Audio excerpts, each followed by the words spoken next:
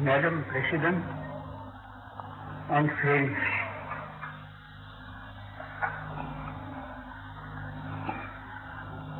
I do not think that I should apologize to you for having to speak in a foreign tongue.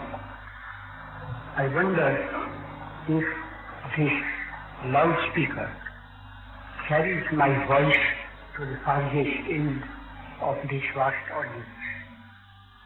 Will some of those who are far away will raise their hands if they listen to what I am saying? Do you listen? All right. Well, if my voice doesn't carry, it won't be my fault. It will be the fault of the loudspeaker. But I was going to tell you that I don't need to apologize. I dare not, if all the delegates who have assembled from the various parts of Asia and observers, I learnt the word from the lips of an American friend. He said, I am no delegate, I am an observer. Thinking that he hailed from Persia, from my very few moments, I promised that few moments. Lo and behold, an American stands in front of me, and I told him I dread you, and I wish you would leave me alone. Do you imagine that an American would leave me alone? Not he. And therefore, I had to speak to him. But I was going to tell you that my provincial speech, which is my mother tongue, you can't understand, and I don't want to insult you by insisting on the provincial speech. The national speech, Hindustan. I know that it will be a long time before it can rival an international speech. If there is rivalry between French and English. For international commerce, undoubtedly, English occupies the first place. For the diplomatic speech and correspondence, I used to hear when I was studying in my boyhood that French was the language of diplomacy. And if you wanted to go from one end of Europe to the other end, you must try to pick up French. And so I tried to pick up a few words of French in order that I might be able to make myself understood. Anyway, if there is any rivalry at all, the rivalry lies between French and English. Therefore, having been taught English, naturally I have to resort to speaking to you to that international speech. I was wondering what I was to speak to you. I wanted to collect my thoughts, but let me confess to you that I had no time, and yet I have promised yesterday that I will try to say a few words to you. While I was coming with Basha Khan, I asked for a little piece of paper and pencil. I got a pen instead of a pencil. I tried to scribble a few words. You will be sorry to hear from me that piece of paper is not by my side. But that is nothing. I remembered what I wanted to think out.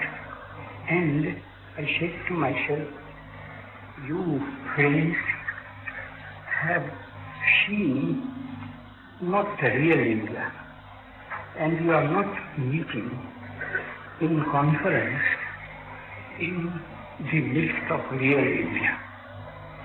Delhi, Bombay, Madras, Calcutta, Lahore, all these are big cities, and therefore, having come under the influence of the West, having been made also, they will perhaps accept it. Having been, but not using, having been made also by the English. I then thought of a little issue, I suppose I should call it, which was in French. It was translated for me by an eminent French priest, and he was a philosopher. He was also an unselfish man, and he said he befriended me without my having known him, because he always sided with the minority, and I was, that is my countrymen, in a hopeless minority. Not only hopeless minority, but a despised minority. If the Europeans of South Africa will forgive me for saying so. We were all coolies. I was an insignificant coolie boy. At that time, we had no coolie doctors. We had no coolie lawyers. I was the first in the field. Nevertheless, a coolie. You know perhaps what is meant by the word coolie. But this friend, his name was Scott. His mother was a French woman. His father was an Englishman.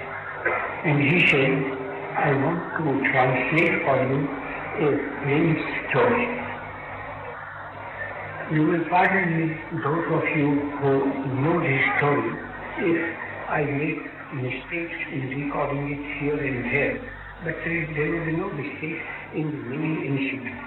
There were 3 scientists, and they, of course it is an imaginary story, 3 scientists went out from France, went out of Europe in search of truth.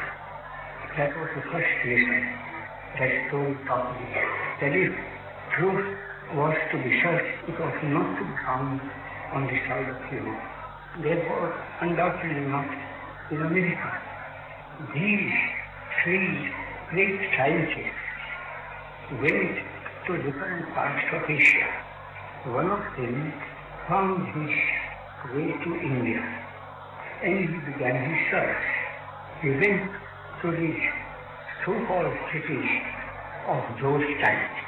Naturally, this was before British occupation. Before even the Mughal period. That is how the French author has illustrated the story. But still, he went to the cities. He saw the so-called high caste people, men and women.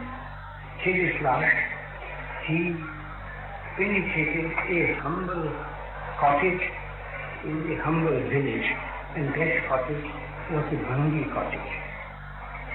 And he found the truth that he was in search of in that Bhangi cottage, in the Bhangi family. Man, woman, perhaps 2 or 3 children. I speak here under correction. And then he describes how he found it. I omit all that here. I want to connect that story with what I want to say to you, that if you really want to see India at its best, you have to find it in a Bhangi cottage.